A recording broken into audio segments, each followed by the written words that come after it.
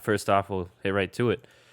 So we mentioned, a few buyout candidates last time, but right after, a couple days after we've stopped recording, or had done that episode, Drummond had, reached a buyout or he'd already reached a buyout probably, I think, when we recorded, but he had finally decided to go with the Lakers as the team that he would go to.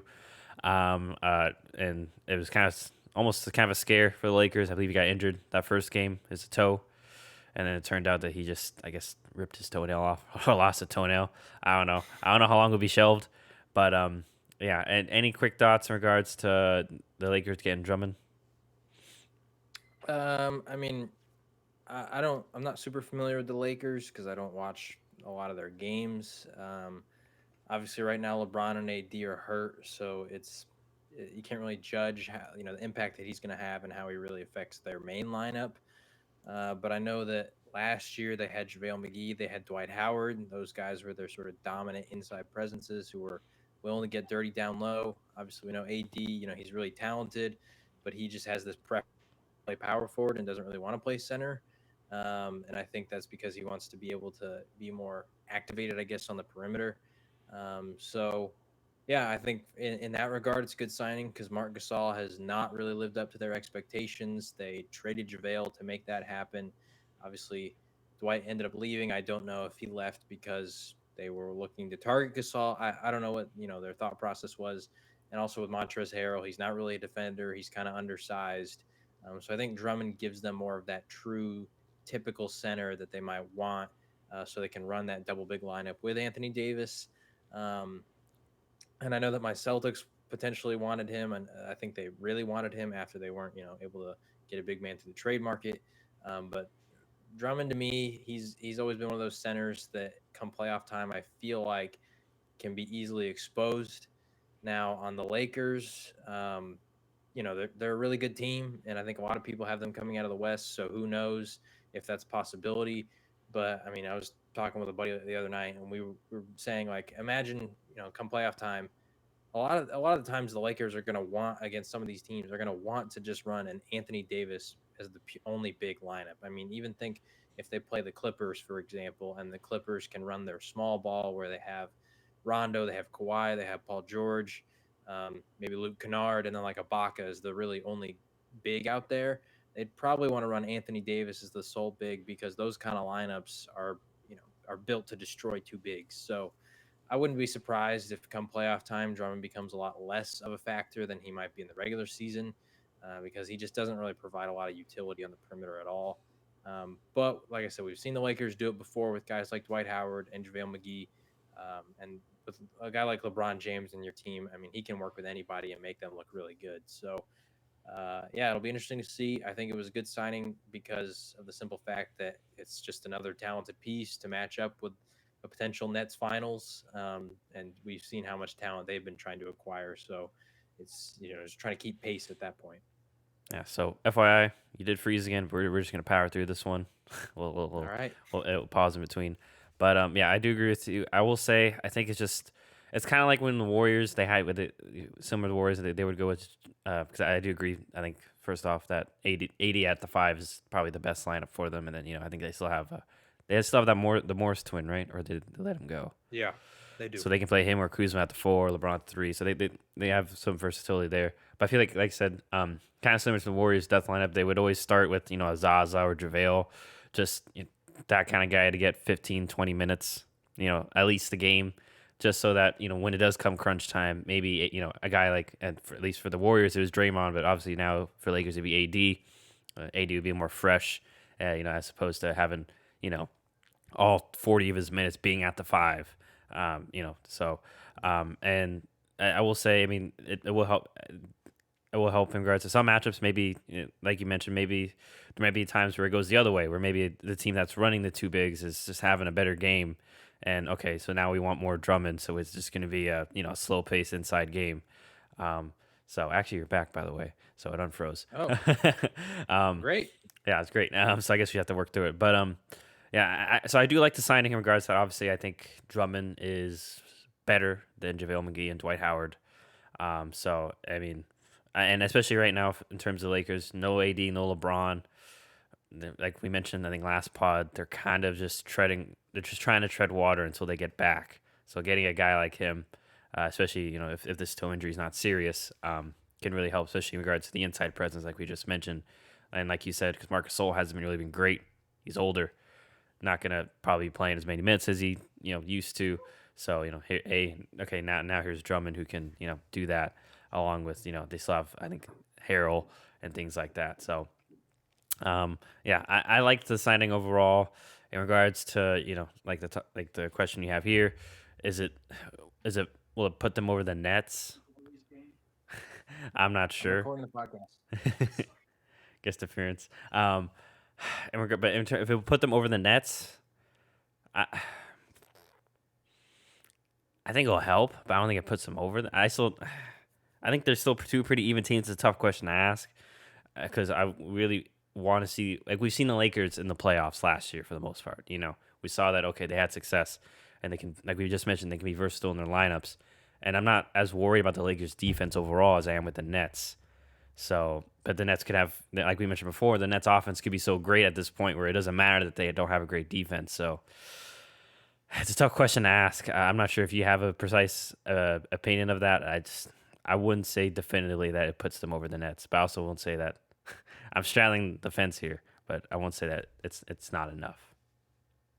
Uh, I mean, the one thing I will say is that it gives them a sort of unique offensive factor there because the Nets lineup that most people expect to be the lineup that's on the court a lot of the time is going to be Kyrie, Harden, Durant, Joe Harris, and then a mix of a big, maybe Jeff Green, Blake Griffin, Aldridge, DeAndre Jordan, whoever it is, And so in Nick that Claxton. lineup, yeah, maybe even Nick Claxton, right? So in that lineup, you only really have, which oh my gosh, Gonzaga just hit the game-winning three-pointer in overtime. Oh. Sorry to get a little distracted, but No. that was pretty crazy. Buzzer beater too. Anyway, so having an Anthony Davis and an Andre Drummond provides you a little bit of a unique lineup there because I guess offensively you now have two guys who can just go up and rebound, and you can just if you miss, you get the board and you just put it right back up. But it does make me worry about defensively. How do you like who's going to guard Durant? Typically be a LeBron, but then who does Anthony Davis guard? I mean, I think he's capable on the perimeter, but you don't want him being your primary guy guarding a Kevin Durant, and he's definitely not going to guard Kyrie Harden or Joe Harris because those guys are just going to run around the perimeter like crazy. Um, so, yeah, but if the Nets run more typical lineups where they actually have DeAndre Jordan and Claxton at the five, and then a Blake or LaMarcus Aldridge at the four, then I think it works really well because I think Andre Drummond is better than DeAndre Jordan. I think he's better than Nick Claxton. Um, so I think that's the main reason they went for this move because obviously Anthony Davis, I think everyone agrees, LaMarcus Aldridge, Blake Griffin, they're past their primes. Anthony Davis is going to dominate those kind of guys. On both So ends. yeah, on both ends. So it gives you an advantage in the paint on both spots in any sort of lineup. And then if the Nets want to run some small ball sort of thing, if the Lakers can make it work, then they have a huge advantage on the boards there. So yeah, I think it just no matter what, it gives them a really unique size advantage that a lot of teams these days are not going for because Anthony Davis is just such a Swiss Army knife of a big man who can just do so many things that having that versatility, I think, can also help activate Andre Drummond to be the best big that he can be because he doesn't have to worry about Anthony Davis, clogging the paint if he's down there because Davis can still shoot middies and threes. He doesn't have to worry about, you know, just all this different kind of stuff because Anthony Davis can cover up a lot of those things. And then if the Lakers want to, like we've said, they can bring Drummond out of the game. They can throw Davis at the five. They can run the small ball too. So, yeah, I mean, it's a low risk, high reward move because worst case scenario, you just have to bench Drummond because that sort of two big lineup doesn't end up working against a potential Nets small ball lineup. Um, so other than that, yeah, I like the move just because I think it brings them more in line with what they did last year, which is what I sort of expected them to try and maintain.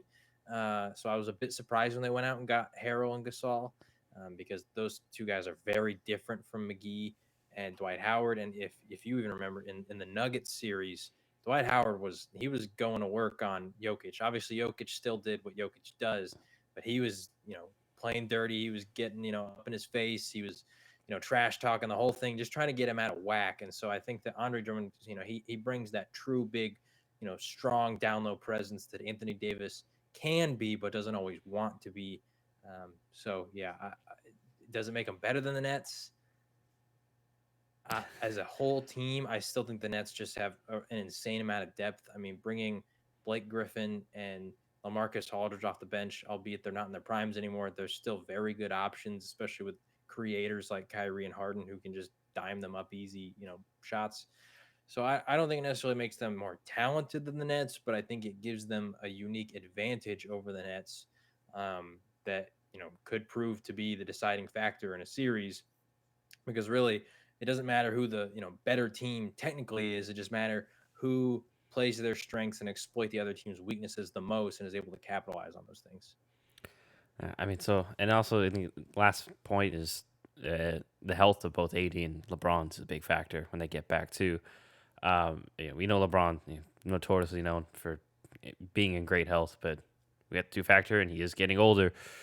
It took him a while. I remember that the first season as a Laker, he had that groin injury, and that ultimately he tried to come back, and it didn't, and he didn't seem the same, and then ended up sitting out the rest of the season. And then and then on the other side, we do know that AD has a history of, at least particularly in New Orleans, of a lot of injury elements that would keep him out for some time. So hopefully for the Lakers, they come back 100%, and they're just being precautionary. But like we mentioned before, I think it is very important. I think they're fourth in the West right now, and I'm not sure exactly. I haven't seen any reports on when AD will be back and or LeBron.